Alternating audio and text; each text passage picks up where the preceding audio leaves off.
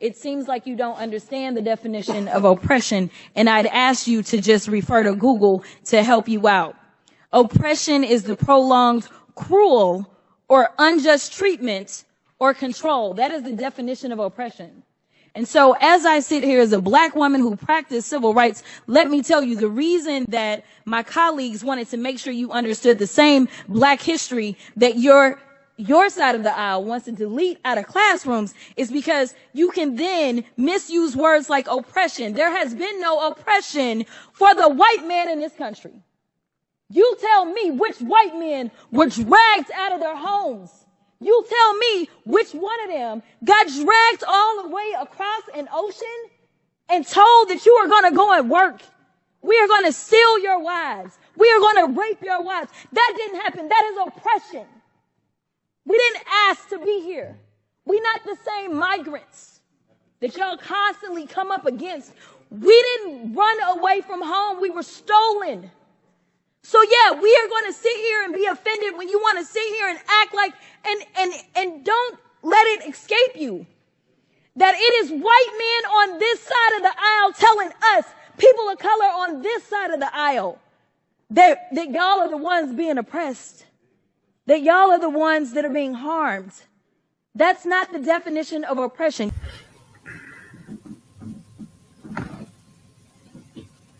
Hotep, everybody. This is Michael Imhotep. It is Sunday, November 24th, 2024, and we are live. Welcome to the African History Network show.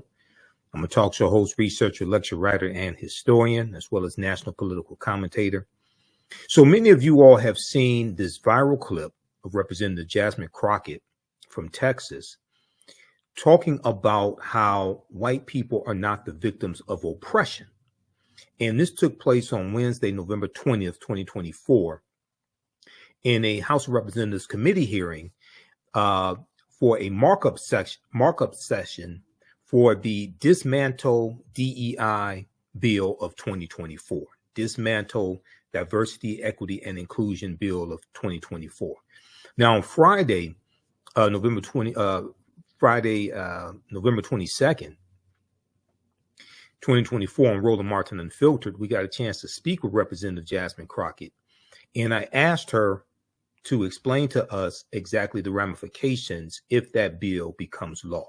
So first off, I'm going to play a clip of what she had to say in the committee hearing. Okay, let's go to this from her YouTube channel. And give us a thumbs up, give us a like, give us a heart on this broadcast. How's everybody doing today? Okay, Ms. Crockett. So many of you know that I practice law, but some of you don't realize that I actually was a business major out of Rhodes College in Memphis, Tennessee. And the emphasis that I got in my business degree was on finance. And as I traveled the country campaigning this election cycle, one of the things that I talked about was this idea that in finance, we always promote this idea of diversity.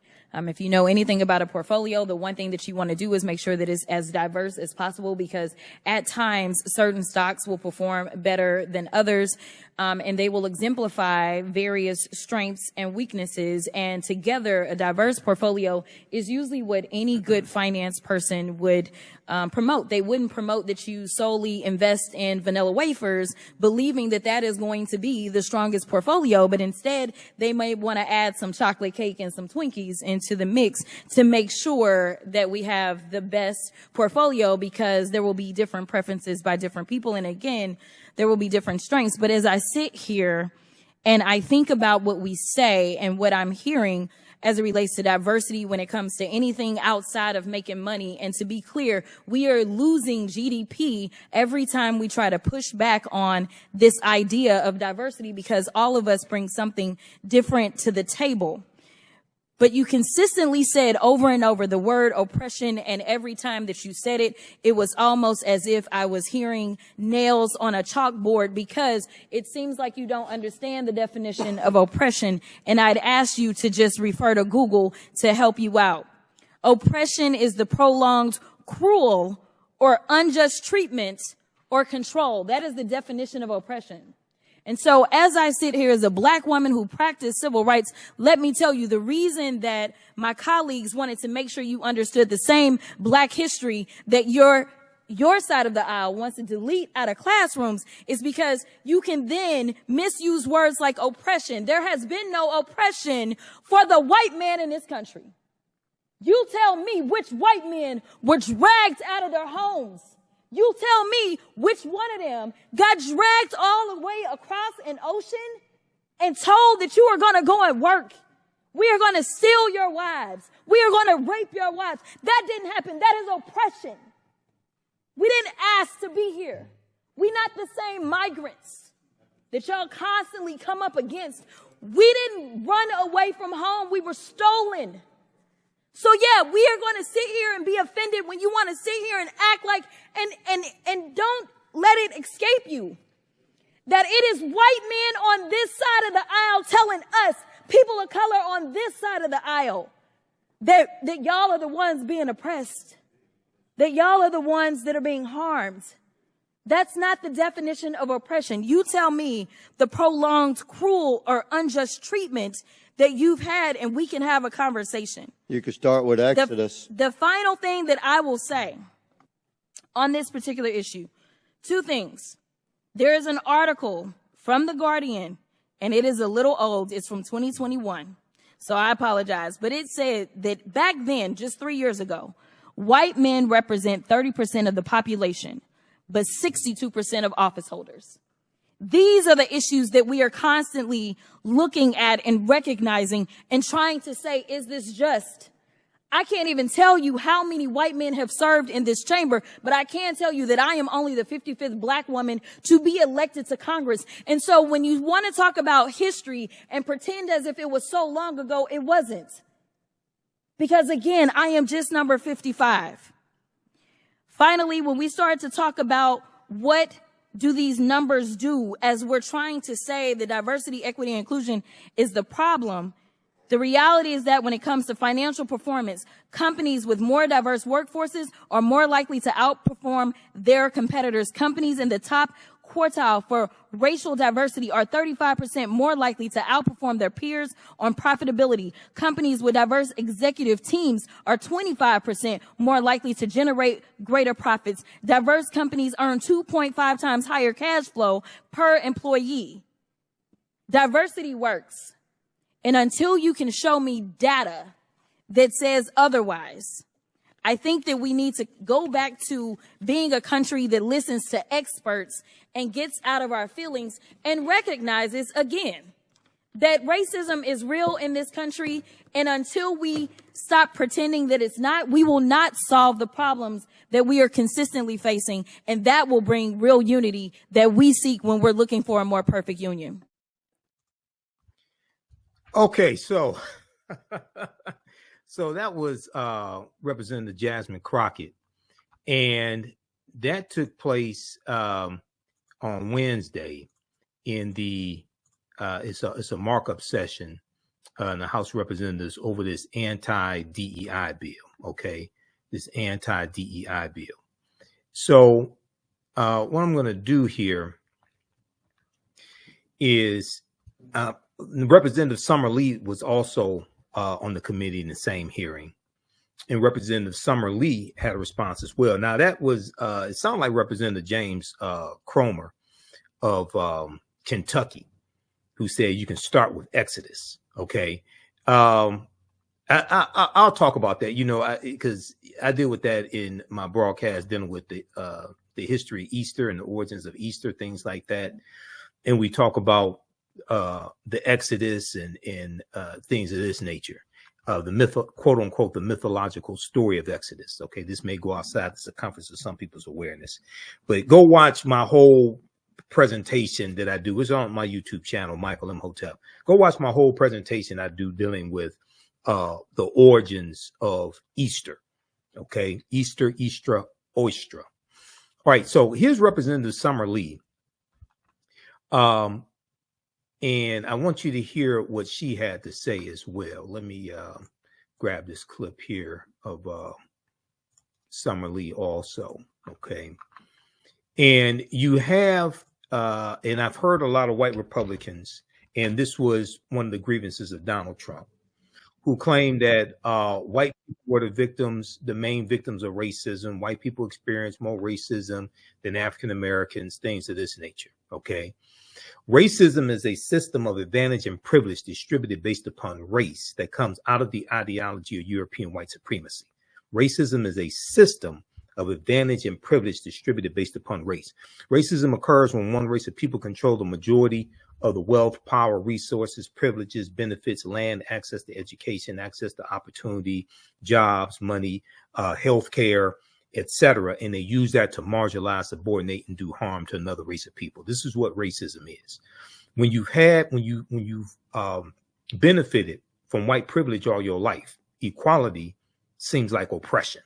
So when you have people talking about diversity, equity, and inclusion, and giving opportunities to other people who normally would be overlooked for opportunities that they are qualified for, you have some people who've enjoyed white privilege all their lives who say, oh, that's racism, that's oppression. They want to skip over decades and hundreds of years of racism, white supremacy, and the maldistribution of wealth, power, and resources into the hands of Europeans. They want to skip over all that, okay, and then just say, hey, let's just wave a magic wand and say everything is equal, okay, and racism doesn't exist anymore, and let's have a colorblind society, okay. But they don't want to deal with how wealth, power, resources has been maldistributed in America.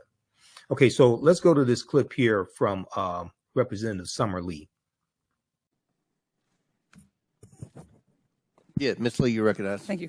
Thank you, Mr. Chair. I'm not in favor of the Dismantle Diversity, Equity, Inclusion Act, or what it maybe would more aptly be called the dismantling any semblance of support or opportunity for certain American acts. We know who those Americans are. Americans who have not enjoyed centuries of unfair advantages by keeping others enslaved or segregated or disenfranchised or incarcerated or redlined or gerrymandered or excluded by law. Americans who've lived with disabilities or had their relationships criminalized or their gender expression demonized. If we're being honest here, this bill, which will wipe out every diversity, equity, and inclusion program in our federal agencies, plus those who contract with us, plus those who receive grant money, plus our schools, is nothing new.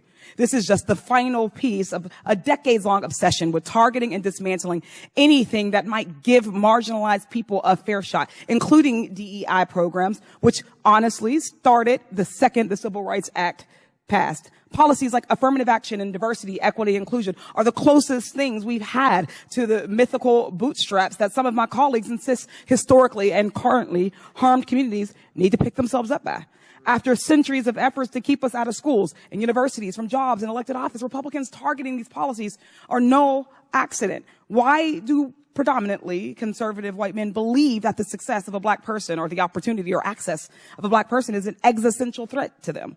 DEI is not given any unfair advantage that society itself does not already confer on certain Americans. It merely exists to ensure that all other people, that women, minoritized folks, queer folks, disabled folks, have the same opportunities to succeed and thrive in our workforce and our schools as people who have not had those opportunities systematically and legally stripped from them do.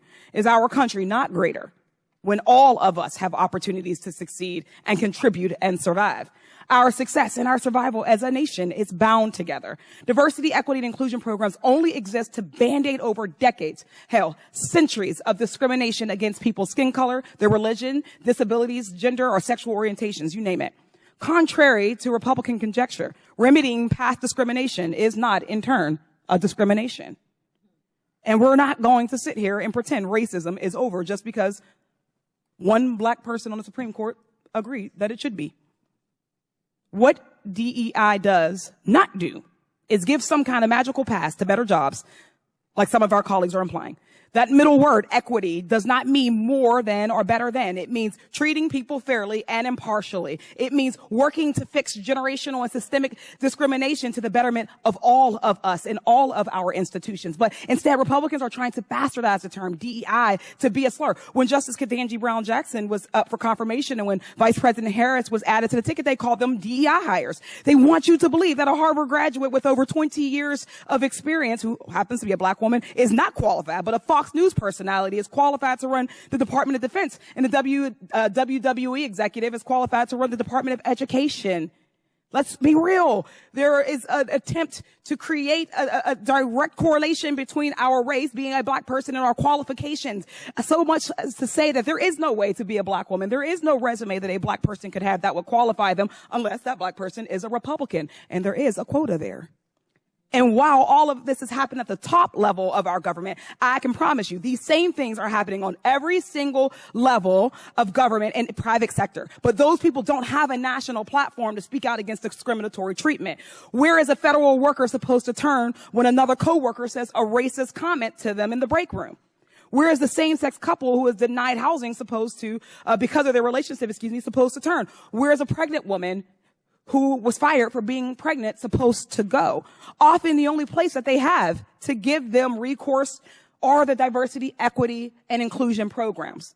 These folks just want to do their jobs, serving the American people in an environment that feels safe and supports them. Making work a better, safer environment for some does not mean it automatically is worse for others.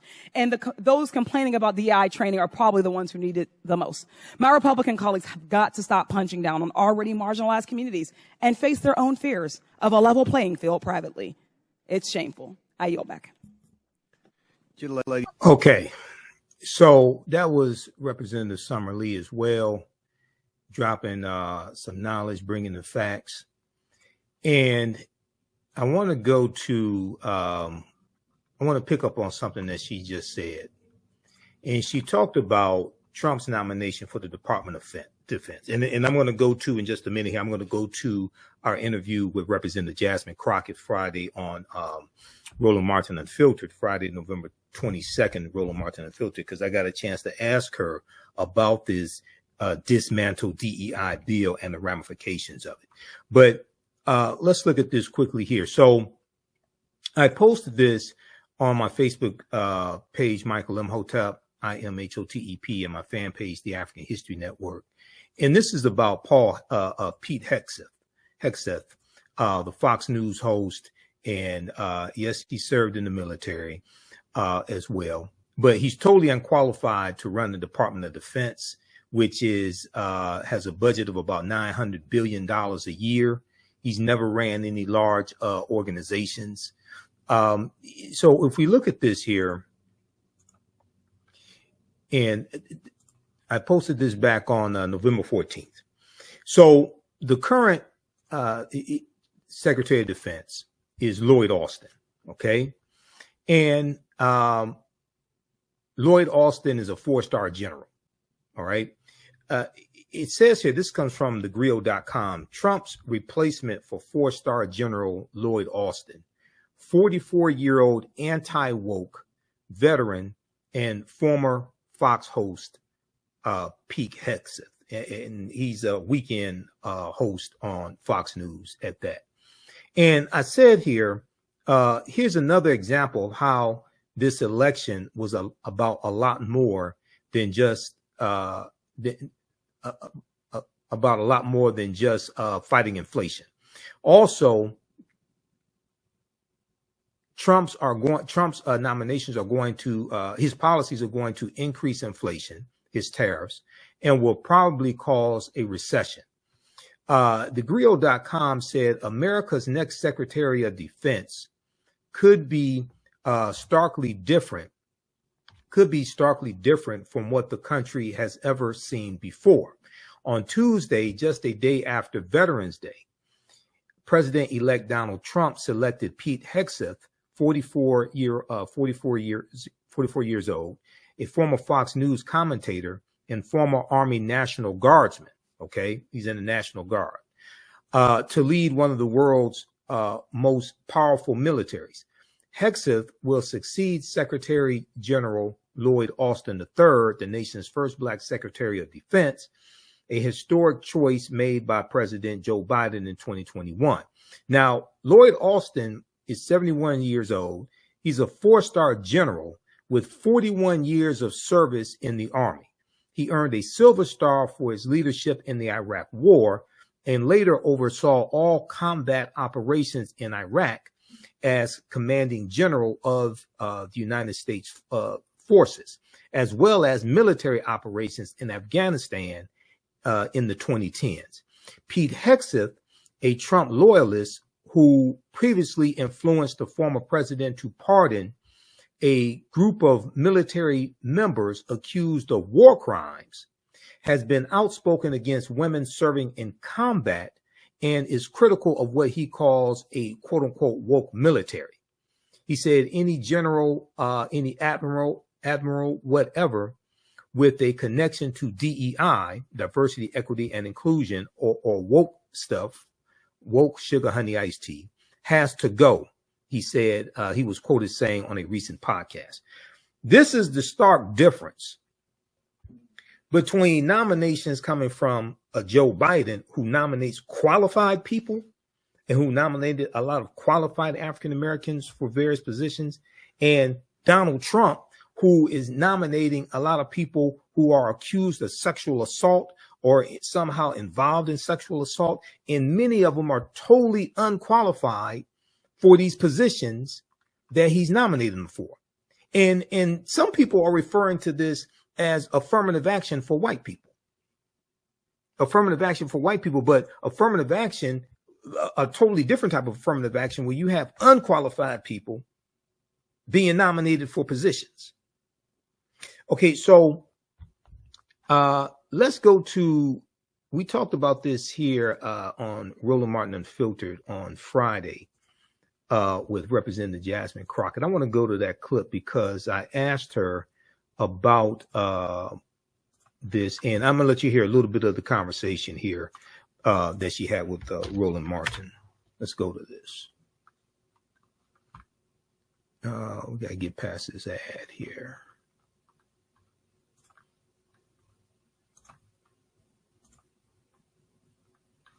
All right. Let's flip over to this one. Oh,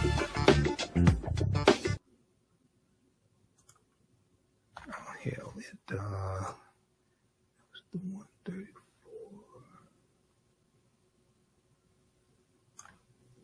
Capital directly through.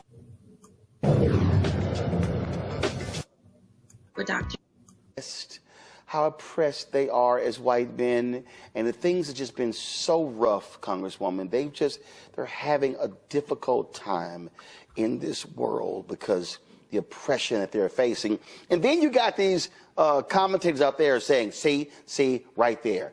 Congresswoman Crockett, she's the problem. That's the problem with these Democrats. They keep using this woke language, and this is why they're going to keep losing. Yeah, so interestingly enough, I was watching commentary from the New Zealand Parliament, and there was a line that really caught me as they're having kind of this struggle as it relates to Indigenous people. And the line was, when you are accustomed to privilege, to then have to deal with equality makes you feel as if you are oppressed. And that line hit me so deep because that's exactly what it is. These are people that have enjoyed privilege their entire lives, whether they want to recognize it or not. And for literally everyone, because I kept saying, where's Byron? Where is Byron? Is Byron about to jump in this? Because I want to see what Byron has to say, because Byron served on the committee as well. But for some reason, Byron wasn't around to debate this particular bill being marked up.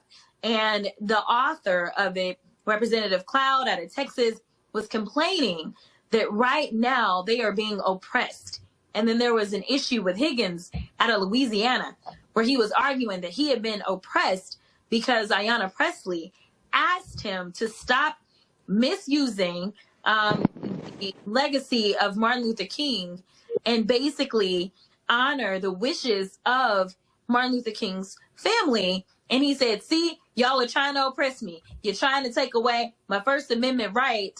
And it was just frustrating because they consistently use this language and they really don't understand what oppression is, or they want to pretend like they don't understand.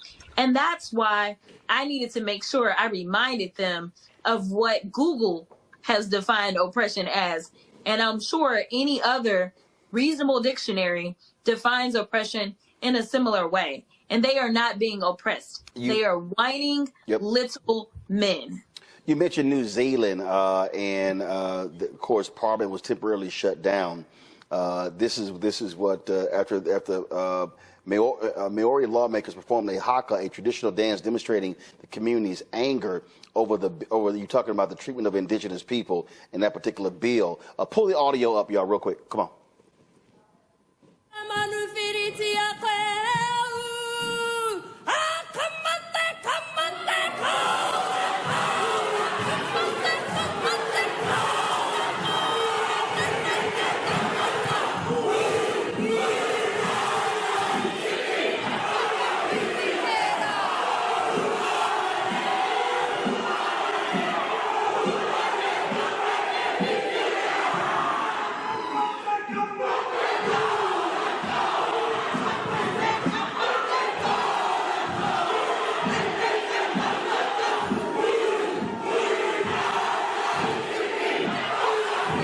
Come on, I wish y'all break out in the haka on the floor of the house. I don't necessarily see that happening, but there is this movement of the far right that we're experiencing right now where it's all about whitewashing. It's all about deleting. In fact, again, in that same scenario in New Zealand, they talked about the colonization. And one of the things that I wanted to make clear is that oppression looks like what my ancestors have endured, and they have nothing to reflect upon as it relates to their ancestors being oppressed in any way. If anything, they were the ones that were inflicting the oppression, at least their ancestors were. And that was why I wanted to remind them of that. But that's also why it's so dangerous that they want to delete Black history from our history books. Because if you don't know your history, then you're doomed to repeat it. And when you see the likes of, say, a Byron Donalds out there who wants to glorify things such as Jim Crow, it is important that they recognize that there are those Black folk like me, like Rep. Ayanna Pressley, like Rep. Summer Lee, that will not allow them to delete us and delete our pain out of history and then decide to move forward and inflict more pain. This was a study done from researchers at Tufts University School of Arts and Sciences and Harvard Business School, where we're at a point now where whites believe that they are the victims of racism more often than Blacks. I talked about this in my book, White Fear, how the browning of America is making white folks lose their minds. I said in this book that we are living, I've been giving these speeches since 2009. And I was saying then, so the last 15 years I've been saying, we are living in this age of white minority resistance. We're living in this age where white Americans feel as if they are being discriminated against, they're being targeted, they're losing opportunities. So you got this DEI thing, you got all this sort of stuff like that. And they have created this hysteria that, oh my God, that their world is crumbling down. And what I keep, and then of course, then you got these Democrats who, we're spending too much time on identity politics. We're leaving these things behind. So you got Bernie Sanders, you got Chris Murphy, all these people. And what kills me is they act as if whiteness is not an identity. They act as if that's not real. And I sit here and so they're like, well, we need to get away from these things. And it's like, okay. What's the fastest way to get relief for toenail fungus? Is it A, apple cider vinegar? Is it B, tea tree oil? Or is it... And run to what? Because the reality is Donald Trump absolutely pressed the buttons of white identity. You look at the targeting of white men and males. Maleness is identity politics. And these white male Democrats, I'm like, I don't know what world they're living in where they can't see this, because for them, anything other than white is identity politics. But anything with them, oh, no, that's just politics. Exactly. No, that's exactly right. And it is important that we continue to make the record clear on who it is that's bringing this up. They continue to try to say it's the Democrats. We're not bringing this stuff up. Like, this was not a Democratic bill. This was a Republican bill that was being marked up. And I have every right to make sure that I challenge any bill that comes into my committee or any bill that comes on the floor. This wasn't us and something we initiated, but it is something that I felt very strongly about responding to and finishing, because it's just a bunch of games. And for those that are cowering and deciding that they are okay with towing the Republican line to where they are going to whitewash us, I have news for you. If you are a Democrat, it has been people of color that have held you down in your seat. That is for sure. Every single Democratic seat that you look at, 9 times out of 10, there is a person of color demographic that is holding that district down and making sure that it's Democratic. So, you know, when you're out there and you're saying that you're going to represent your constituency, it's not just the people that look like you. It's your entire constituency. And I try to do that every day that I'm in the House. But the reality is that just seeking equity should not be a problem in the land of the free and the land of opportunity. Acknowledging that there were wrongs that were done to people like me, to the extent that, yes, I am sitting in Congress. And so, yes, I have made it further than I could say the average Black woman, specifically when it comes to politics, knowing that I'm only the 55th Black woman to ever swear into Congress. But that doesn't mean that there aren't obstacles that exist because of the kind of built-in systemic issues that we have. And you can't start to fix systems if you decide that you're going to ignore that there's a problem. If there's no problem, there's nothing to be fixed. So the fact that they are trying to roll back the hands of time, and they said that this was all because they wanted to make sure that the most qualified people are working in our federal government, and I applaud my coworkers, especially Melanie Stansbury, who made a very good point of pointing out that Donald Trump is definitely not concerned about qualifications when we look at the people that are being put into position. And I even made the point yesterday, and I said, I can't say that I agree with Senator Scott on anything.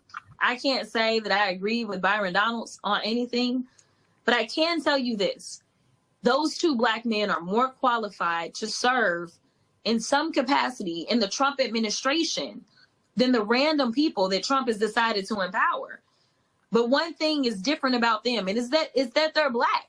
And that is what diversity, equity, and inclusion seeks to get rid of, is this idea that if it's white, then it's always right. But to absolutely say, we will at least give a look to somebody who is different. And what they failed to really talk about in that hearing is that diversity is defined the way in that particular bill in such a way that veterans are diverse, in such a way that it's including your sexual orientation, it's including your sex, it's including all these things. But it's not just race. It goes down to your religious background. It's talking about diversity as a whole. And they didn't want to talk about that. So there actually potentially will be a negative impact specifically on our veterans, because a lot of our agencies look at your service as a veteran, and they look at that, and that helps you out when it comes time to earn a position in the federal government. And now they don't even want to do that. And these are people that risk their lives to make sure that we can maintain freedom in this country. Does it frustrate you? All right. So look, I'm gonna pause it right there. You can watch the full interview at Roland Martin's YouTube channel, and that's from November 22nd, 2024. I'm gonna go to when we got a chance to ask her questions, and I'm gonna go to my question because I wanted her to further explain the ramifications if this bill passes. Now, if it passes the House, which it probably will, because Republicans control the House, in this Congress, this session, it probably won't pass the Senate because Democrats control the Senate. Okay, it's 51-49. But it could come up in the next It can come up. It can come up in the 119th Congress. Okay, and it will. I think it probably needs 60 votes to pass. Hopefully, it doesn't need 51 because Republicans will have 53 or 54 seats in the Senate. So, because if it passes the House and passes the Senate, Donald Trump is signing it into law. If somehow it passed now, the House and the Senate, Joe Biden would veto that bill. This is once again an example of how elections have consequences. And go watch the November 6th broadcast I did the morning after the election, because I was in Washington, D.C. When I actually did that broadcast, and we dealt with what happened, what went wrong, etc. All right, so I want to go back to that clip in here. I got a chance to ask Representative Jasmine Crockett a question. Of others, we know the numbers. We worked with the Sentencing Commission to get the numbers. We know how many are, how many people would actually come home. So we are about to push it out, and we hope to get the support of the president. I did have an opportunity to sit down with the Attorney General sometime before the election to talk about this being something that I really wanted to push for in the lame duck. So that's really kind of like my one big Hail Mary that I'm trying to make sure we can throw. But that's obviously before January. Come January, it's just going to be defense. Michael. Representative Jasmine Crockett, could you please explain briefly what the Dismantle DEI bill of 2024 is? Because according to USA Today, if it became law, it would effectively close all federal DEI offices and eliminate federal DEI programs. We know that's part of Project 2025. Also, how are these white men on the committee defining the term woke? I hear them use the term woke, but they never define it. Thank you. Yeah. And great job in the committee educating them. Thank you. They definitely don't have a definition of woke. As far as I'm concerned, if it's the opposite of what they want, then they consider it woke. As it relates to the bill, you're absolutely right. So when we start to talk about programs within various schools, whether it's, I was looking at a portion of the bill that talked about kind of how they're encouraging in the healthcare space there to be more diversity. And we obviously already are in a great shortage as it relates to healthcare because of COVID-19. It would remove all funding that would help those that are historically disadvantaged from being able to get funds that would help them to potentially, be able to pursue their education. There was an amendment that specifically was put in by Rep. Presley that was specifically put in to make sure that HBCUs would not be defunded under this. Oddly enough, it did pass unanimously. So that was thrown in there because theoretically that could happen. Also, there's a provision that prevents someone who's been in any of these offices from transferring to another office.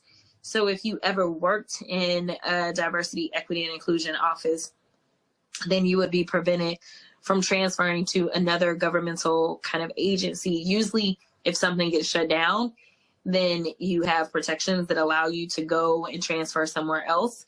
But basically, any funding that in any way is attempting to increase diversity in the federal government, it would be gone, as well as any positions, as well as the data showing us, this is how many.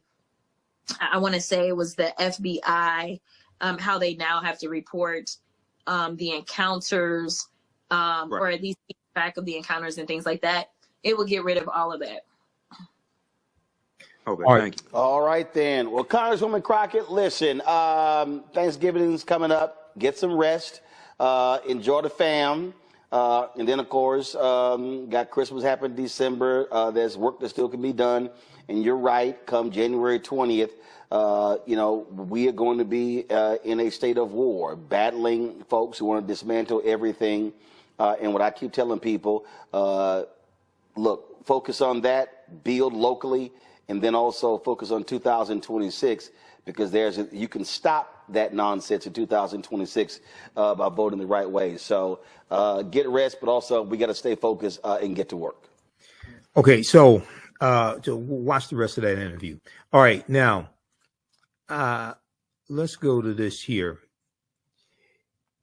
The article that I mentioned is from the USA Today, and it is about the hearing that took place in Representative Jasmine Crockett's comments during the hearing. It's called Rep. Crockett Goes Viral Over Criticism of Dismantle DEI Bill, Republicans' Use of Oppression. Republicans' use of oppression. U.S. Representative Jasmine Crockett went viral on Wednesday, and that was Wednesday, November 20th, 2024, after she criticized the Dismantle DEI Act proposed by Representative Michael Cloud, Republican of Texas. So this article was updated. This article is from November 21st, 2024 by Jonathan Limehouse for USA Today. And in this piece, it says United States Rep. Jasmine Crockett is defending the now viral comments she made on Wednesday toward Republican colleagues who had a bill in markup titled Dismantle DEI during a House committee meeting. The markup session is where they make changes to proposed bills or offer or recommend changes to proposed bills. Now, Crockett, who represents a congressional district in North Texas that includes portions of Dallas and Tarrant counties, made the remarks defending diversity, equity, and inclusion, better known as DEI, and criticizing the, quote, multiple white Republican men who argued that they are being oppressed, The 43-year-old wrote in an X post, formerly Twitter, on Thursday. She said, quote, I didn't bring race into anything. They did and always do. And then they twist history and dilute the definition of words. Okay, she said in the social media post. And I follow her on Instagram. I don't follow her on X. I don't use X a lot, and I'm about to probably would deactivate my account with X as well, but I do follow her on Instagram.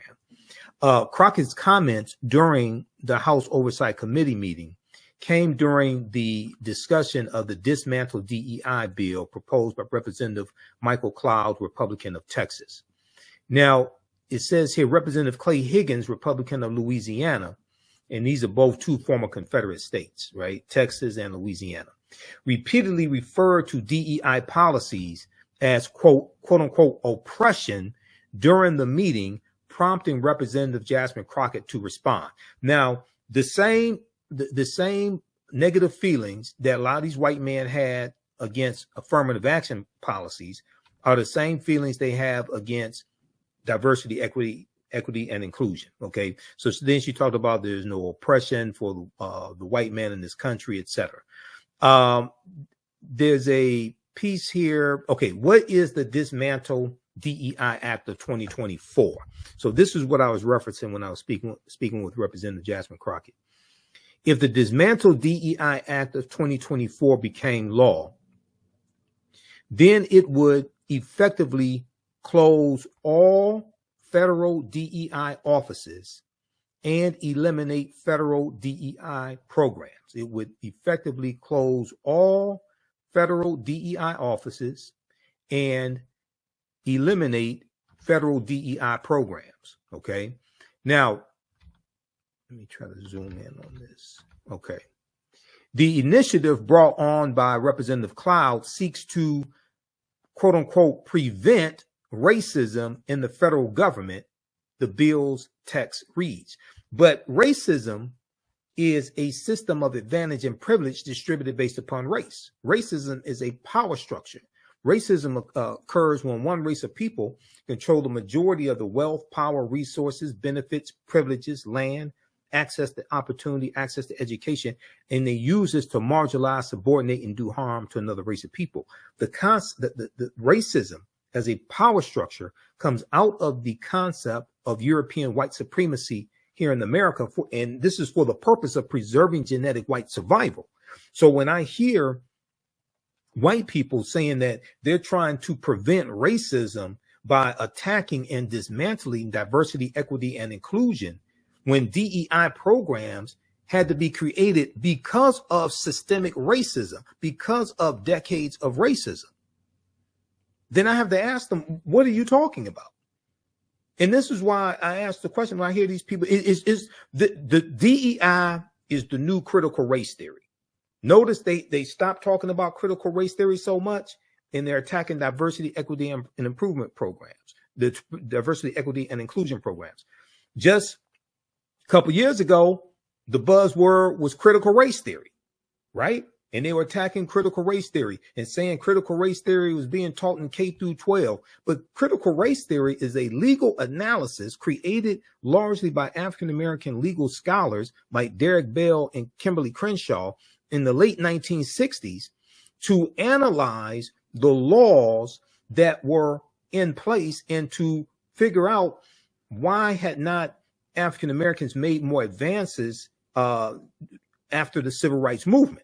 Okay, the Civil Rights Act of 64, Voting Rights Act of 65, Executive Order 114246 in September 1965, which is known as Affirmative Action, that executive order from President Lyndon Johnson, Fair Housing Act of 1968 under Johnson before Richard Nixon gets elected. And then also that Fair Housing Act had the first hate crimes act in the history of this country as well. Okay, that was part of the Fair Housing Act, and that was largely for African Americans, and that was as a result of the modern day civil rights movement. So there is a legal analysis to analyze the laws and the impacts of the laws, and it's taught in graduate school, law school, and a little bit in undergraduate level. Critical race theory is not taught in K through 12, but Fox News and the right wing and Republicans and people like Christopher Rufo and things like this made critical race theory the boogeyman for white Republicans, white conservatives to attack. Well, they're doing the same thing with diversity, equity, and inclusion programs. They're making it the boogeyman. They don't want to deal with the maldistribution of wealth, power, and resources. They don't want to deal with a history of racism in this country. And then when you start talking about that history, they say, stop dealing with the past. Okay. And what's interesting is that they want to suppress the teaching of a lot of this history in schools, history of slavery, civil rights movement, etc. Okay. But they want to go back to the same periods of time that they're trying to suppress the teaching of the history of and use laws from that same period of time to attack people in the present. So the Comstock Act of 1873, named after Anthony Comstock, that would bring about the nationwide ban on abortion, but also a ban on contraceptives, the Comstock Act.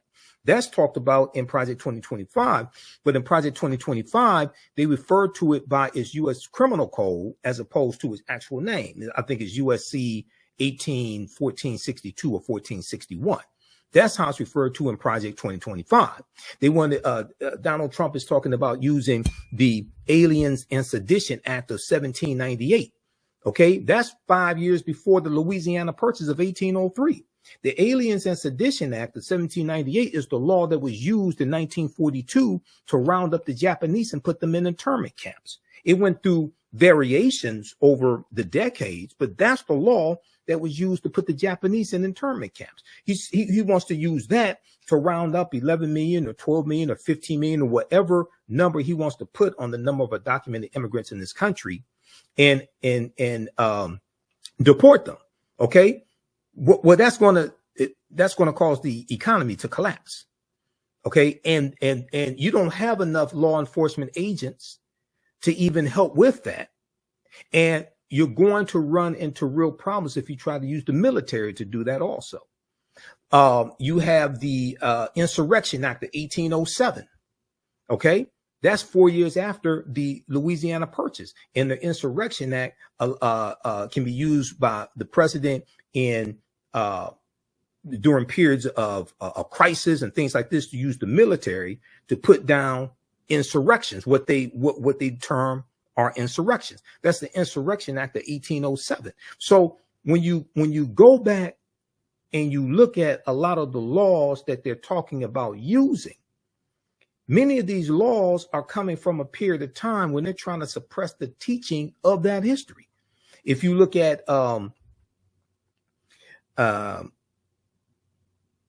in Georgia, when you had his name just escaped my mind. Hold on.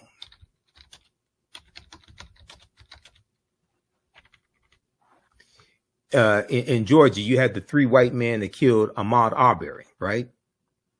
I've talked about this here on the African History Network show. This is understanding how laws and policies impact every aspect of our life. The law that the 3 white men who killed Ahmaud Arbery, the law that they were using to say that they were trying to enact a citizen's arrest, that law dates back to 1863, when Georgia was part of the Confederacy. Okay? That dates back to 1863, when Georgia was part of the Confederacy, and it was specifically designed to target fugitive runaway slaves who were running away from plantations in Georgia and running behind enemy lines.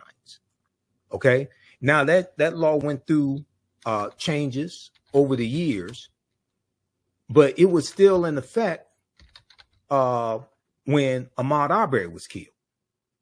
All right, and I want to find this piece here.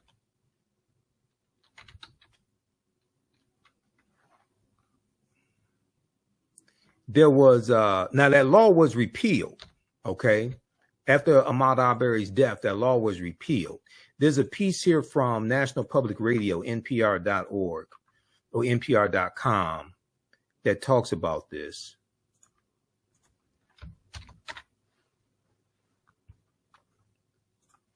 And I'll go back to the piece from USA Today. But this is an example of how elections have consequences. And I heard people saying that, you know, they weren't going to vote because they ain't like Donald Trump or Kamala Harris.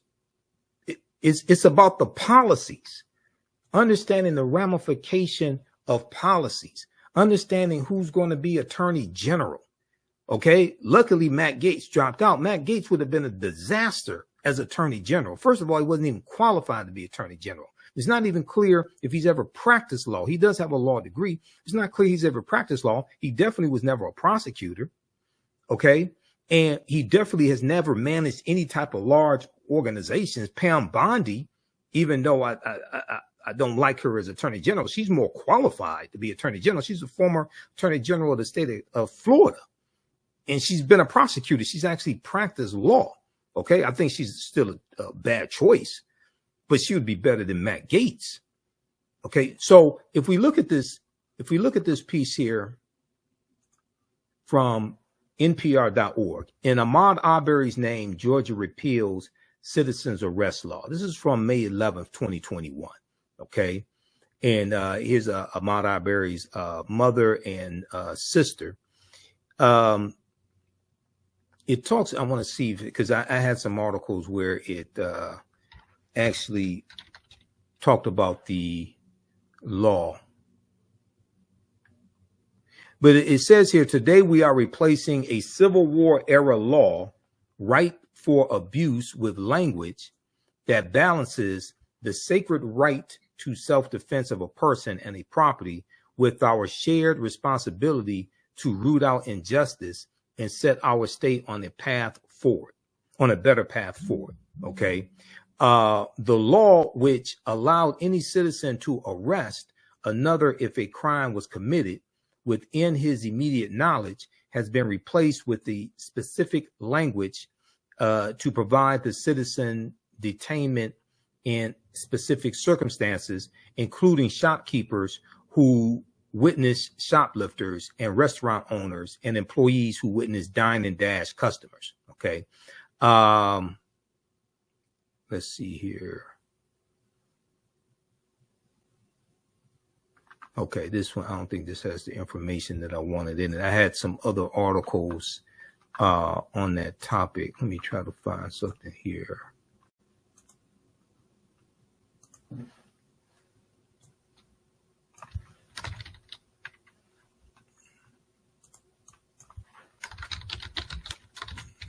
All right, give us a thumbs up, give us a heart, give us a like on this broadcast.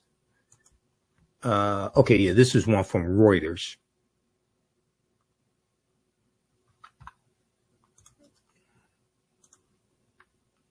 This is one from Reuters. Slavery era law in focus in Georgia case. Let's look at this here.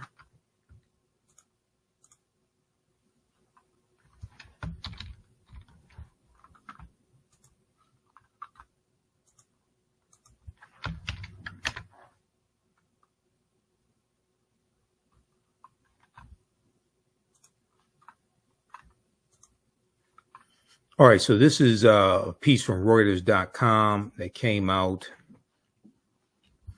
October 27, 2021. Slavery era Georgia law in focus in trial over Ahmaud Arbery's killing. So they're constantly trying to suppress the teaching of the history, but they're constantly using laws from the same period of time where they're trying to suppress the teaching of. A pivotal defense argument of the three white men on trial in Georgia for killing Ahmaud Arbery, a black jogger, is that they were trying to make a citizen's arrest under a Civil War era law that was later repealed amid an uproar over the shooting. Okay, so the fatal shooting took place February 23rd, 2020. We all remember that, and the protest behind that. And that was before, 3 months before George Floyd was killed, May 25th, 2020. Okay. Now, let me close this stuff out. Okay. Before Arbery's killing, the law had been largely unchanged since it was codified in 1863 when Georgia was part of the slave-holding Southern Confederacy during the U.S. Civil War. Okay, most of the U.S. states have codified some form of law allowing citizens arrest. The American Civil Liberties Union and others that successfully sought to repeal the law said the state's statute was originally passed to enable the capture of escaped slaves. Chris Slobogan, a law professor at Tennessee's Vanderbilt University, said citizens arrest laws put dangerous powers in untrained hands. Okay, so read the rest of this here. All right, but this law was designed to target runaway slaves, and it was still on the books in 2020.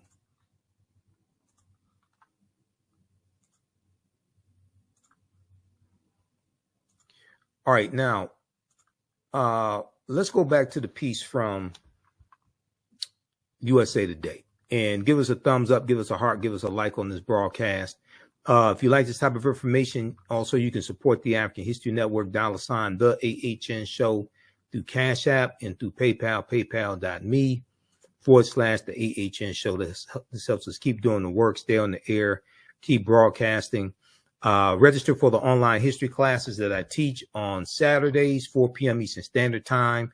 Next class is coming up Saturday, November 30th, 2024. Ancient Kemet, the Moors, and the Ma'afa, understanding the transatlantic slave trade, what they didn't teach you in school. We deal with thousands of years of history and what leads up to the transatlantic slave trade taking place. You can download my lesson plan here. Click on download. It's a lesson plan for each class. There's 200 slides that I show you in the class. There's 80 to 100 articles we'll look at. There's 15 books that we reference. You don't have to buy any of the books to follow along in class. I'll also show you excerpts of interviews I've done with some of our scholars like Professor James Small, Professor Kaba Kamene, Anthony Browder, Runoko Rashidi, and others. Okay, there's a preview here that you can watch as well. And then our Cash App information, $ the AHN show through Cash App, $ the AHN show through Cash App. Here's our QR code. And also when you go to our Cash App, it'll probably say Michael. It may show my picture there. And we have our Cash App here. And these are some fake African History Network Cash App accounts that have been stealing money from us. I'm still trying to get shut down. And click on this link here for our PayPal link as well. All right, let's go back to this piece here from USA Today.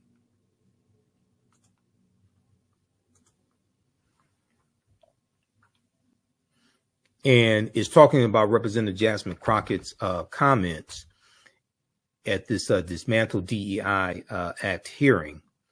But it says if the Dismantle DEI Act of 2024 became law, then it would effectively close all federal DEI offices and eliminate federal DEI programs. Vice President-elect J.D. Vance previously sponsored an identical bill, but his and Representative Cloud's have only been introduced and have not made it past the House or the Senate. The bill cleared its first hurdle on Thursday when it passed the House Oversight Committee in a vote that fell on party lines 23-17, because with Republicans controlling the House of Representatives, they control all the committees as well. So they have more people on the committees, so they can just push through these bills that they want. That was Thursday, November 21st. This is why another example of how elections have consequences. DEI programs masquerade as fairness while instead fostering division, inefficiency, and discrimination in our institutions, Representative Cloud said in a statement released Thursday. They waste taxpayer dollars and undermine the merit-based principles that have made America strong. The Dismantle DEI Act takes aim at this harmful ideology and will root out of our government, ensuring our institutions focus on the mission of serving the American people efficiently and effectively. It didn't talk about fighting racism. Didn't talk about fighting white supremacy. You need diversity, equity, and inclusion because of racism and white supremacy. And this is a trick that these white supremacists, like Representative Cloud and these other white supremacists who are supporting Donald Trump in the House and the Senate, this is one of the tricks that they do. They want to attack the remedy, but they don't want to talk about why the remedy is needed. They want to attack diversity, equity, and inclusion, but they don't want to deal with a history of racism and discrimination in this country, which is why you need diversity, equity, and inclusion. If we look here, back in 2020, this study came out from Citigroup Bank, and I hit these people with facts and evidence. Okay. This deals with how the U.S. economy has lost $16 trillion over a 20-year period of time. So I'm going to show you a few examples of this evidence that I'm talking about. Okay. So just bear with me here. How's everybody doing?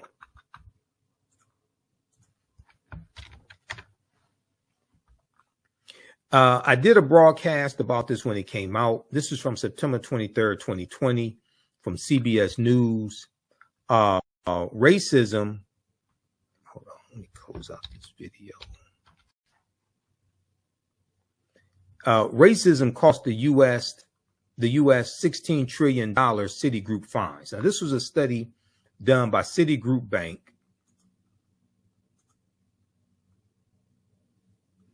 Okay, this was a study done by Citigroup Bank. And we're going to look at this here briefly. If I can close these damn ads out. America could have been $16 trillion richer if not for inequities in education, housing, wages, and business investment between Black and white Americans over the past 20 years new research concludes. The study released by Citigroup is the latest in a body of research that attempt to quantify the economic impact of systemic racism. Citigroup arrived at a $16 trillion figure after estimating that Black workers have lost $113 billion in potential wages over the past 2 decades because they could not get a college degree. The housing market lost $218 billion in sales because African-American applicants could not get home loans. About $13 trillion in business revenue never flowed into the U.S. economy because African-American entrepreneurs could not access bank loans, right?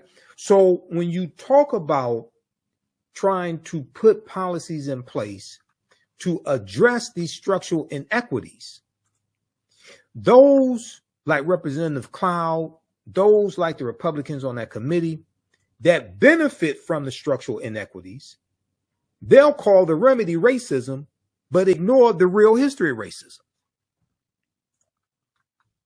So this is why they're throwing around this term of oppression and don't even know what it means.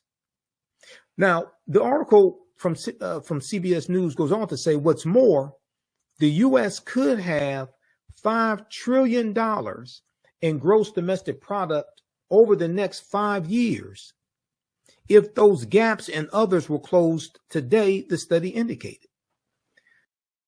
So this deals with changing laws and policies. This deals with changing laws and policies. Quote, racial inequality has always had an outsized cost, one that was thought to be paid only by underrepresented groups, Citigroup banking chair Raymond McGuire said in a statement. What this report underscores is that this tariff is levied on all of us, end quote. It's showing how racism hurts everybody, but African Americans are disproportionately impacted by racism. Federal Reserve data show that white households' net worth grew 43% to $61,200 between 1995 and 2016, while it remained flat at $35,000 for African-American families. Now, we know it's increased under Biden-Harris as well. It's about 45,000 or so, something like that. We know the median household net worth for African-Americans has increased 60% under the Biden-Harris administration. But check this article out here. This is from 2020. Okay. Racism has cost the U.S. $16 trillion Citigroup fines. Then we can look at this piece here from, I did a segment of the African History Network show a few months ago, early this year, dealing with this new book by Andrew Carl. And this book deals with how African Americans have been overtaxed when it comes to property taxes by $600 billion. Let's see here. This is an article from Black Enterprise.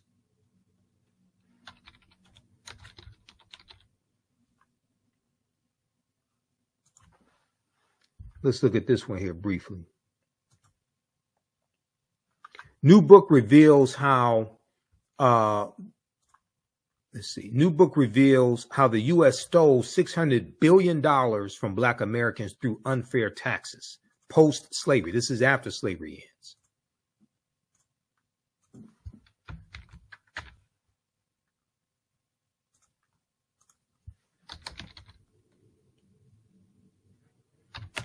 And I was going to this article also about Scott Turner, this piece from CNN.com about Scott Turner, because he was named to HUD, Secretary of HUD by Donald Trump, African-American, former NFL player. He did work in HUD under Dr.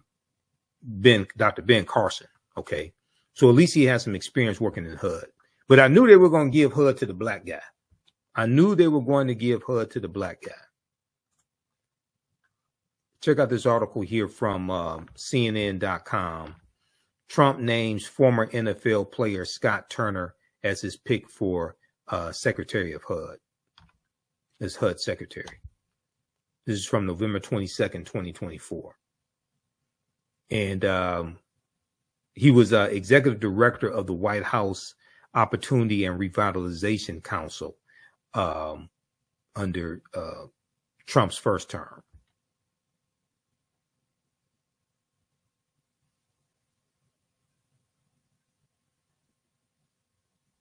They're still talking about those opportunity zones that didn't have a big impact. All right, now let's look at this here. I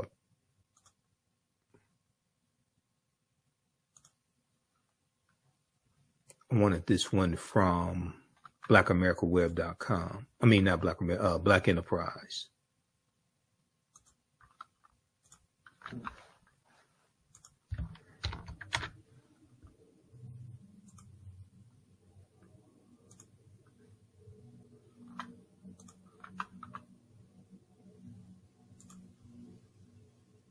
So let's close this one out, and this is the one I want to go to.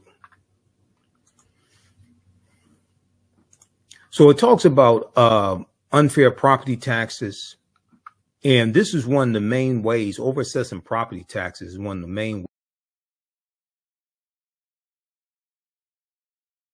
ways historically, the white domestic terrorists running us off our land. It was actually using the law to take land away from us. So this is a piece from April 24th, 2024 by Jocelyn Jovan. New book reveals how the U.S. stole $600 billion from Black Americans through unfair taxes post-slavery.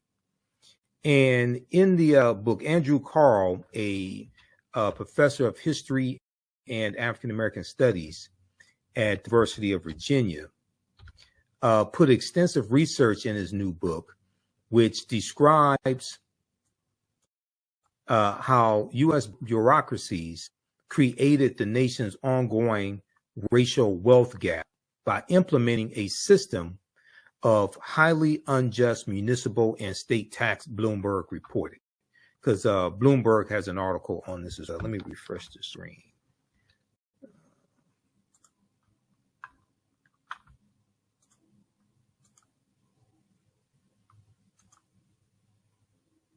Okay, hold on. This is freezing up on me.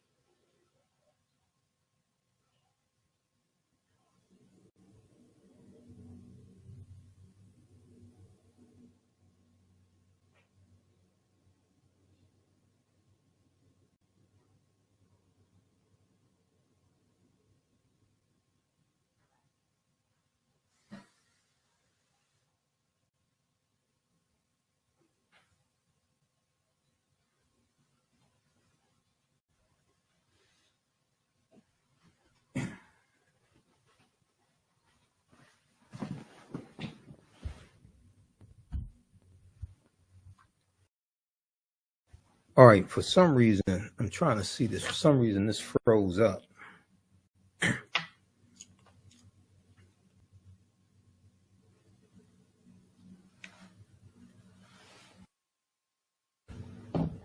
Testing, 1, 2, 3.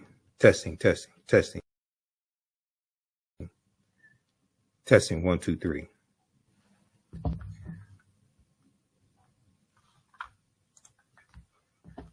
Let me try to hold on for a second, because this froze up and I can't switch screens.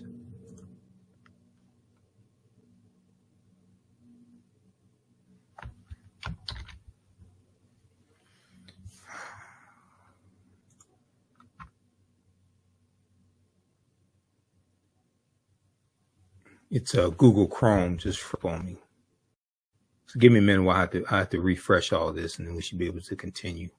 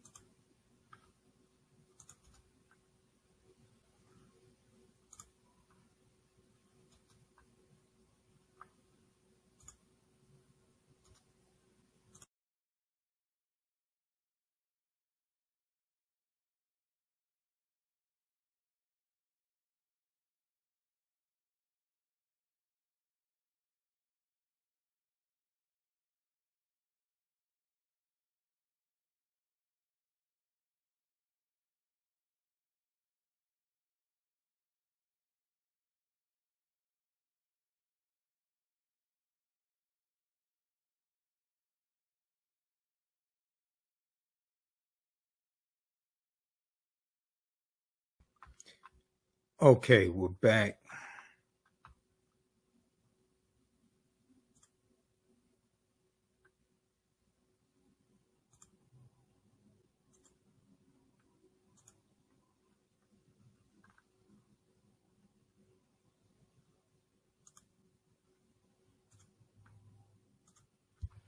All right, we're back. So we should be streaming. You should be able to hear me.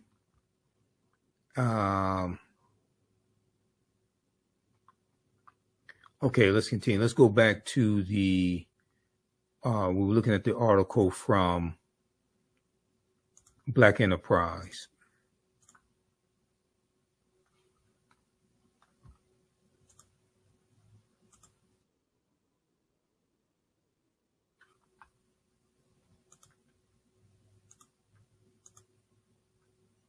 Okay, let me bring this back up.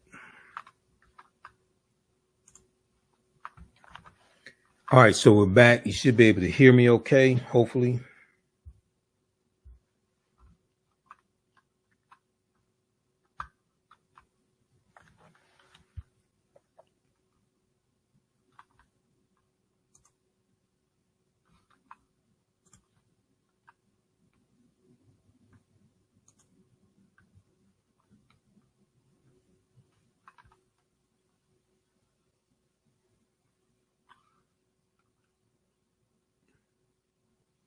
All right, hold on. Now I got to see if something just happened.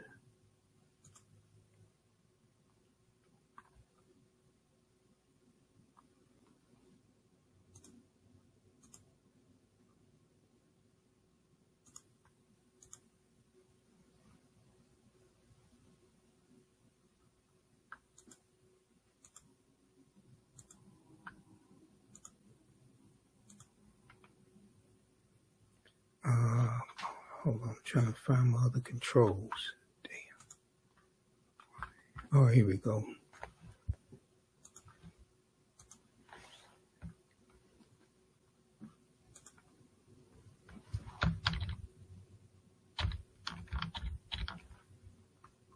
Okay, so this article here from Black Enterprise, this deals with the book by Andrew Carl. New book reveals how the U.S. stole $600 billion from Black Americans through unfair taxes post-slavery. All right, and in the article, it says Andrew W. Carl, professor of history and African American studies at the University of Virginia.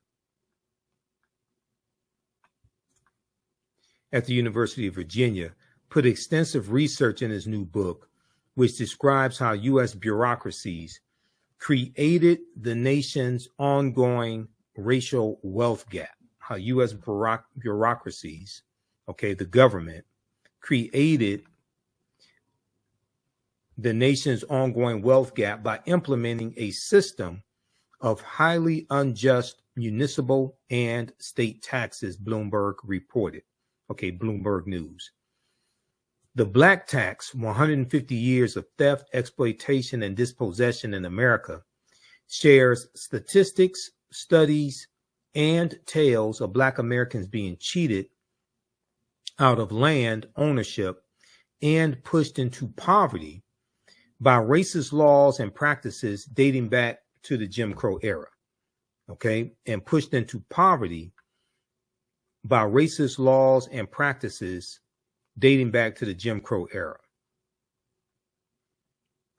Andrew Carl said, this history sheds new light on the forces generating economic inequality in America and the racial character of those inequalities, and the racial character of those inequalities.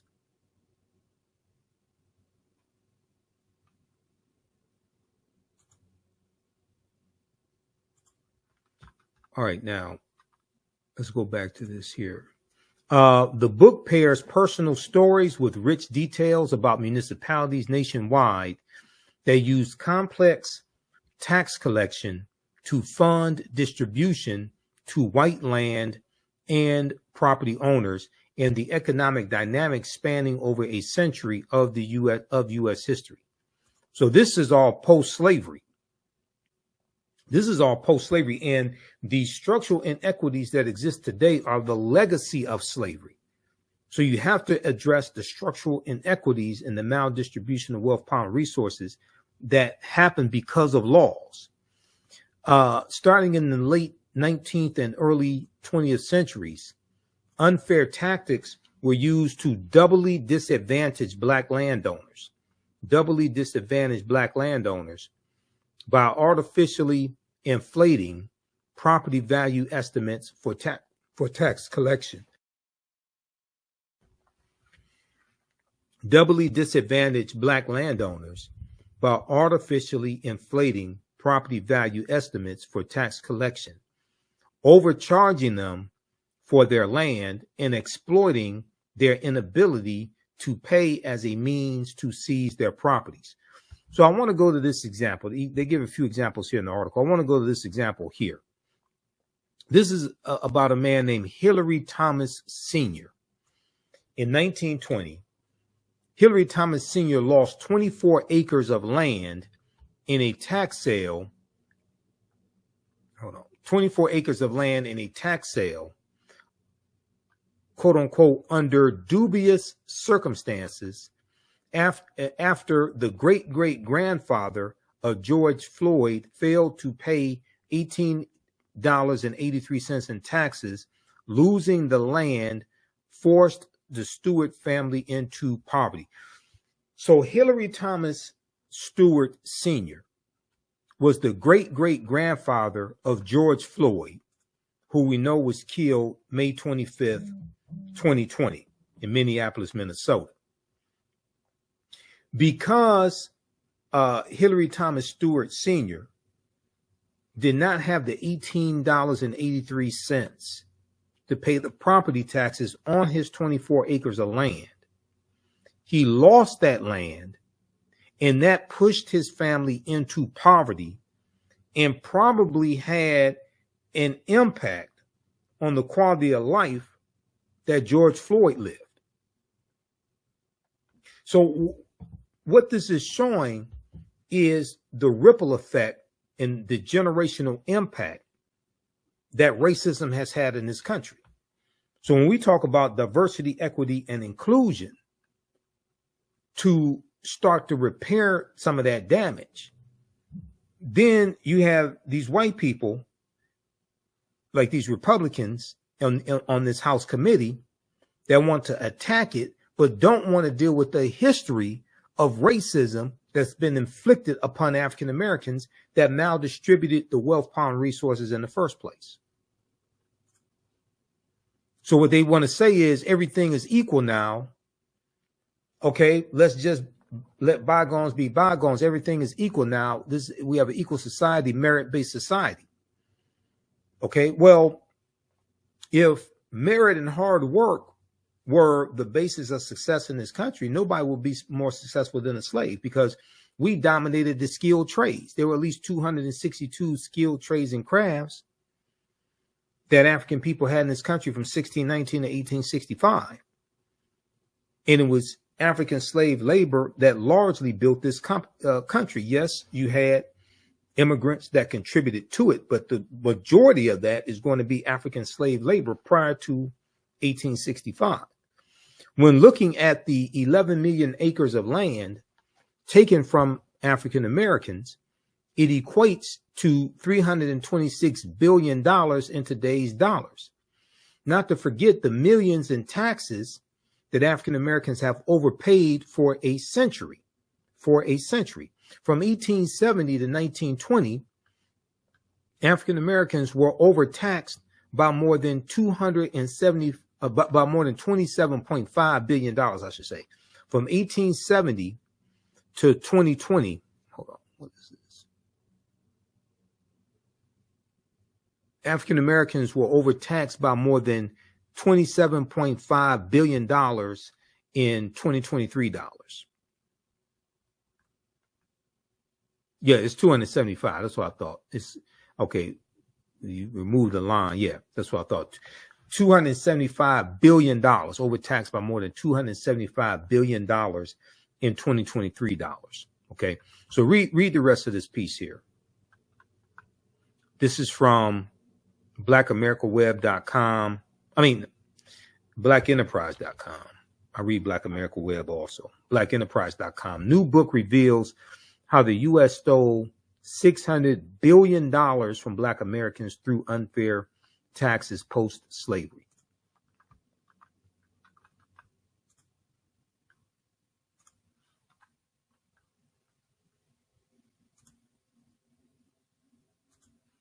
All right, now,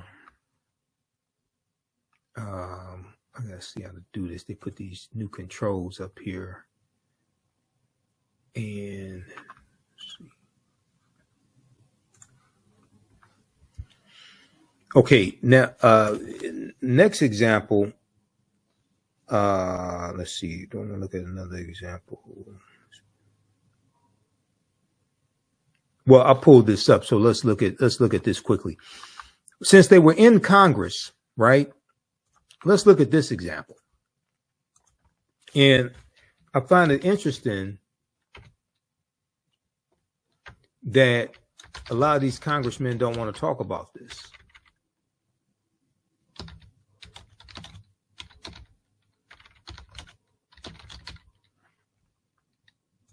So there was a study that came out recently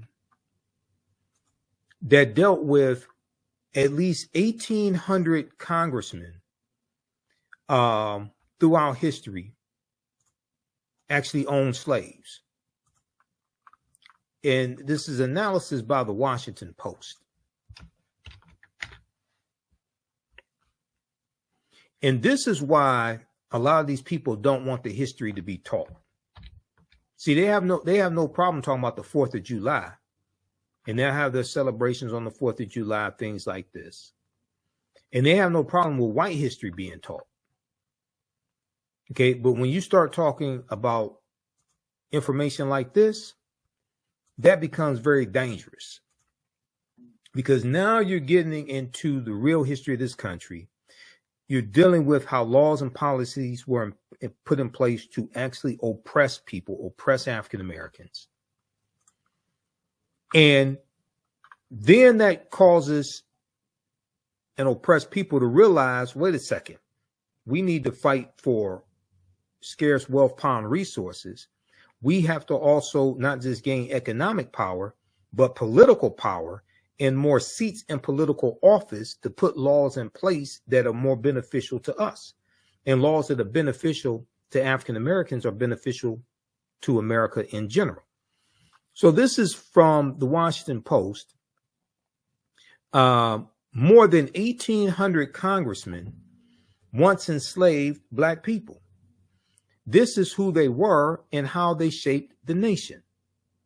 The Washington Post has compiled the first database of slave-holding members of Congress by examining thousands of pages of census records and historical documents. And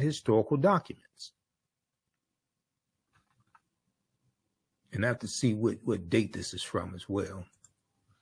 And I have a subscription. I still have my subscription to the Washington Post. I'm logged in right now. That's why it says the AHN show.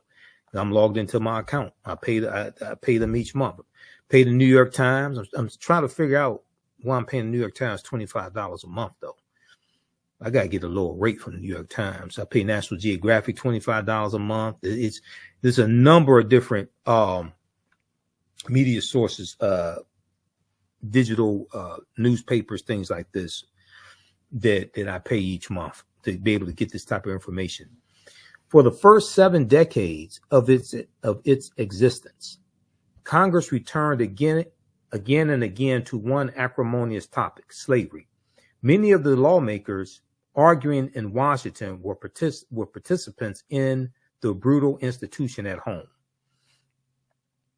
Here's what they looked like on March 7th, 1850, as Senator Daniel Webster delivered a famous speech about slavery. More than 40 of the 106 congressmen listening owned human beings. More than 40 of the 106 congressmen listening owned human beings. Those slaveholders included Jefferson Davis, okay, and Jefferson Davis is going to become the president of the Confederacy, that traitor, Jefferson Davis, Andrew Johnson, and Sam Houston, okay? We know Houston, Texas is named after Sam Houston. Again, you had Sam Houston in the Battle of the Alamo, and Texas won its independence from Mexico in 1836. Now, 1850, that's going to be the year that you have what's known as the Compromise of 1850.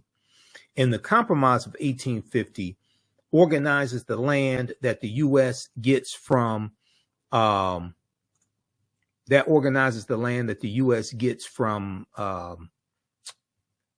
Mexico as a result of the Mexican-American War. Okay, it's the Compromise of 1850, and the U.S. gets the territories that make up California, Arizona, New Mexico, Colorado, Utah, and Nevada. They get all that land from Mexico, and California comes into the Union in 1850 as a free state, but then they're going to pass a law to ban all free African Americans in the state of California. There were 5 laws that make up the Compromise of 1850. One of those laws also was the Fugitive Slave Act of 1850 that went farther than the Fugitive Slave Act of 1793, Fugitive Slave Act of I think 1793, signed by George Washington. All right, let's go back to this clip here. Go back to the article. So this piece is from January 10th, 2022. And it talks about how from the founding of the United States until long after the U.S. Civil War, hundreds of the elected leaders writing the nation's laws were current or former slave owners. More than 1,800 people served in the U.S. Congress in the 18th and 19th and even 20th centuries, owned human beings at some point in their lives, according to a Washington Post investigation of census records, and other historical records. Some were owners of enormous plantations, like Senator Edward Lloyd V of Maryland, who enslaved 468 people in 1832 on the same estate where abolitionist Frederick Douglass was enslaved as a child. Many exerted great influence on the issue of slavery, like Senator Elias Kent Kane, who enslaved 5 people in Illinois in 1820 and tried to formally legalize slavery in the state of Illinois. As northern states outlawed slavery, the proportion of congressmen who were slave owners declined.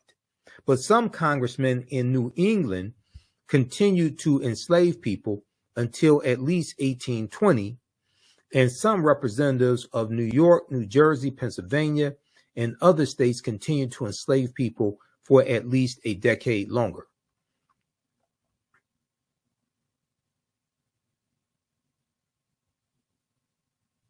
Enslavers from all parts of the political spectrum.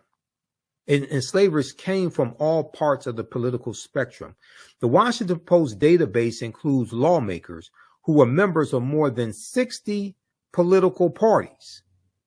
More than 60 political parties. Federalists, the Whig Party, which starts in the 1830s, the Whig Party, and dies out in the 1850s. The Unionist Party, Populists, Progressives, Prohibitionists, and dozens more. All those parties included slaveholders. Also, there were Republicans who owned slaves as well. Okay. Now, the Republican Party wasn't founded to 1854 as a direct backlash of what's known as the Kansas-Nebraska Act of 1854. But you're going to have Republicans as general, not necessarily Republicans in Congress, but Republicans in general. There was a piece that I was reading, and a couple of months ago.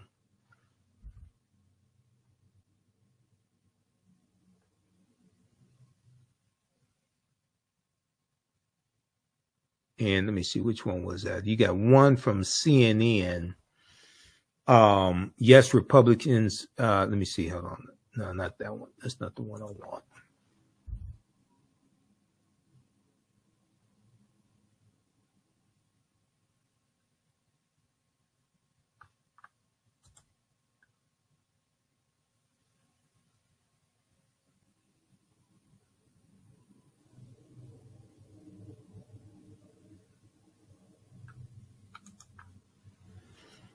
Which one? NBC News has a piece on this as well. 1,700 racist lawmakers highlight the ubiquity of slaveholding in Congress.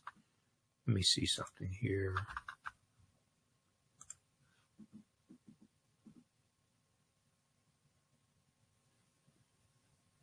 Well, I'll have to find it later. One example, it talks about the Missouri Compromise of 1820. Now, the Missouri, I teach about this in the second online history class that I teach, Black Resistance Movements from 1492 to 1968.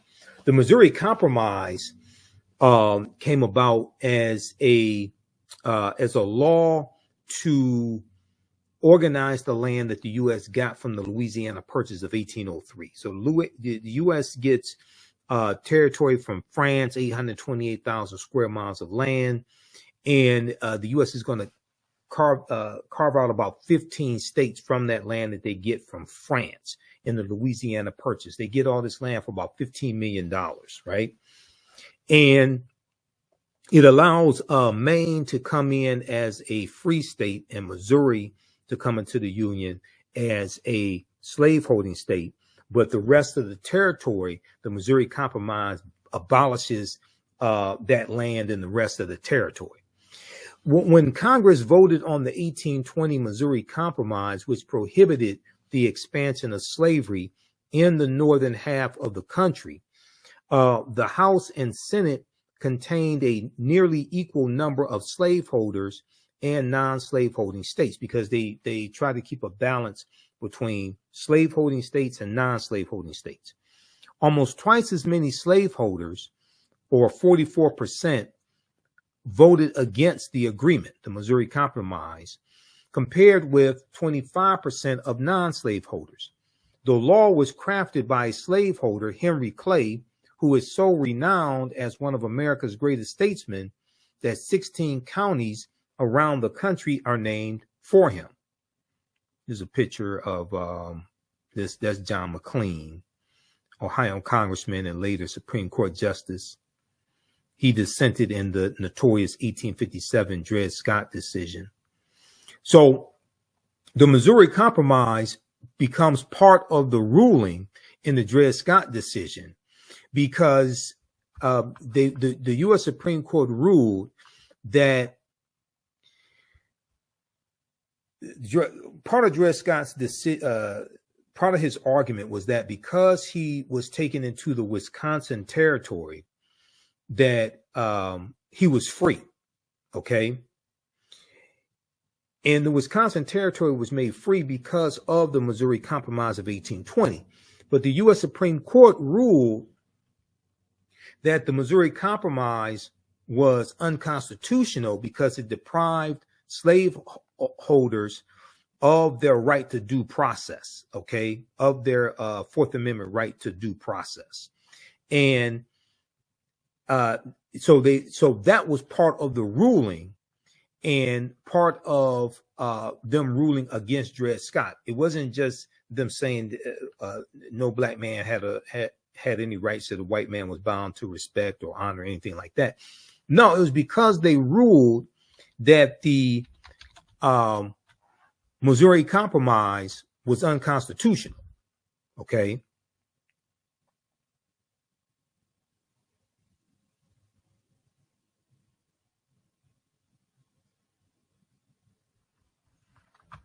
All right, and there's an article on the Missouri Compromise as well, and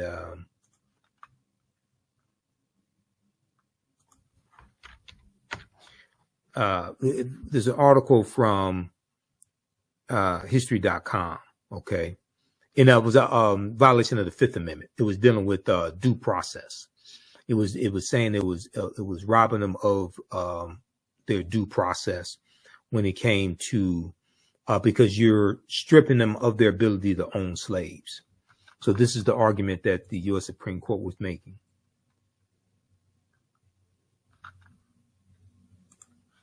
All right, you can read the rest of this here. Read the rest of this piece from the Washington Post. More than 1,800 congressmen once enslaved black people. This is who they were and how they shaped the nation.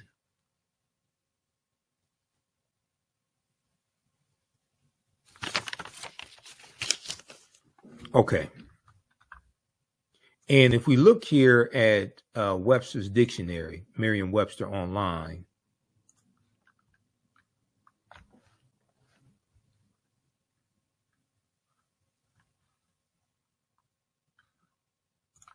we look at the definition of oppression.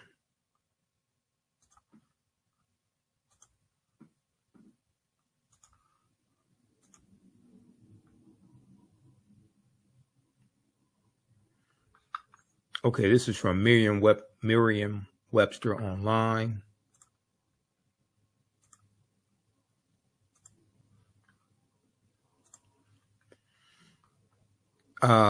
Oppression. Can I stop this video? Unjust or cruel exercise of authority or power. Unjust or cruel exercise of authority or power. Another definition, something that oppresses, especially in being an unjust or excessive exercise of power.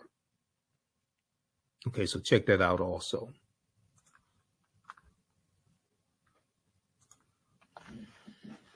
All right, so look, hopefully you learned a lot today. This was that was excellent what Representative Jasmine Crockett as well as Representative Summer Lee did in that hearing. These are the types of bills that Republicans are putting forth. These are and even if you look at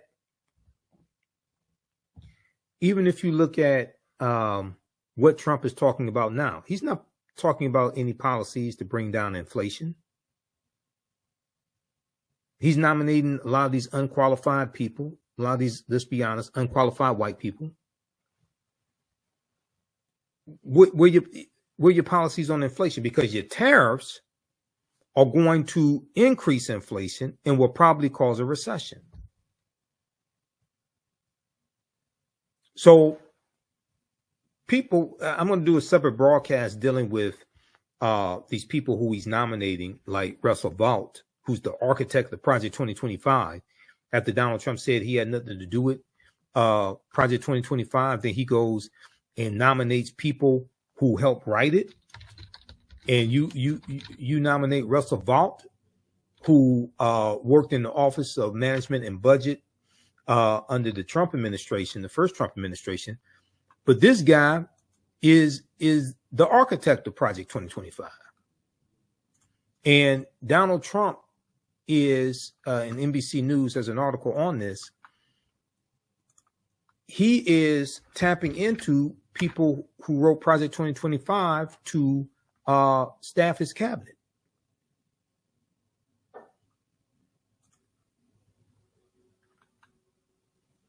Like this article right here from the Associated Press.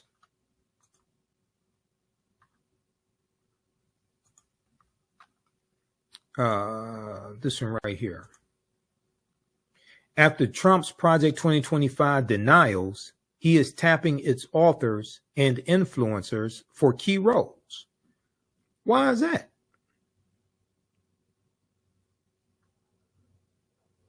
As a former and potentially future president, Donald Trump hailed what would become Project 2025 as a roadmap for, quote, exactly what our movement will do, end quote, with another crack at the White House. As the blueprint for a hard right turn in America became a liability in 2020, in the 2024 campaign, Trump pulled an about face. He denied knowing anything about the, quote, ridiculous and abysmal, end quote, plans written in part by his first term aides and allies.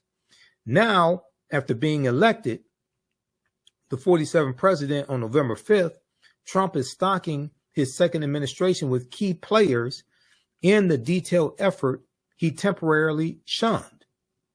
Most notably, Trump has tapped Russell Vought for an encore as director of the Office of Management and Budget. Tom Homan, his former immigration chief, he's tapped him as border czar, quote unquote border czar. They're making up a position for him because border czar doesn't even exist. And immigration hardliner Stephen Miller as deputy chief of policy. Those moves have accelerated criticisms from Democrats who warn that Trump's election hands government reins to movement conservatives who spent years envisioning how to concentrate power in the West Wing and impose a starkly rightward shift across the U.S. government and society. Read the rest of this here. So in other words, he lied. This is what I was telling people. I was telling people he was lying. Now, I don't think he read Project 2025 because he doesn't read anything. But he knows about it. He knows who wrote it. He knows Kevin Roberts, who's the president of the Heritage Foundation. And the Heritage Foundation is one that put this out. He knows Russell Vought. Russell Vought is the architect of Project 2025. He knows about the policies. And Project 2025 mirrors Agenda 47, which were Donald Trump's policies at his campaign website. Project 2025 actually shows how to implement Agenda 47. So all you dumbasses who sat up there repeating this nonsense for Donald Trump, he didn't know anything about Project 2025 and didn't know who wrote it, anything like that. You are the biggest loser. Okay, you've been had, you've been took, led astray, run amok, bamboozled. And I laid out the evidence. I told you about this before the election. All right, visit our website, AfricanHistoryNetwork.com, AfricanHistoryNetwork.com. You can support the African History Network. $, the AHN show through Cash App and through PayPal as well, paypal.me/the AHN show. So we have our Cash App link here right on the homepage of our website, as well as PayPal. So that helps us keep doing the research, stay on the air. keep broadcasting, etc. Pay some of the bills. Register for the fantastic online history course I teach on Saturdays, 4 p.m. Eastern Standard Time. Now, we do the sessions live. All the sessions are archived and recorded. You can go back and watch this anytime. And even after the course is over with, you'll still have access to watch the class. Ancient Kemet, one of the original names for Egypt, the Moors, and the Ma'afa, understanding the transatlantic slave trade, what they didn't teach you in school. It's a 12-week online history course. It just started up. Click right here to register. And you can do debit card or credit card or pay through PayPal. We have our class lesson plan right here as well. There are over 200 slides that we look at in the class, 80 to 100 articles, 15 books that we reference. You don't have to buy any of the books. I'll show you excerpts of the book right on the screen. The video clips that we look at, etc. Interviews I've done with many of our scholars like Professor James Small, Professor Kaba Kamene, Anthony Browder, Runoko Rashidi, and more. Click right here to download the lesson plan, and you can we have a overview of the class right here as well. All right, look, we have to get out of here. Remember, at the African History Network, let's see here. So hopefully you all learned a lot today. Give us a thumbs up, give us a heart, give us a like on this broadcast. Remember, at the African History Network, we focus on educating, empowering, and inspiring people of African descent throughout the diaspora and around the world, because right now it's corrects wrong behavior. What you do for yourself, what you do to yourself, and what you allow other people to do to you and get away with is based upon what you think about yourself. It's not over till we win Wakanda forever, and we'll talk to you next.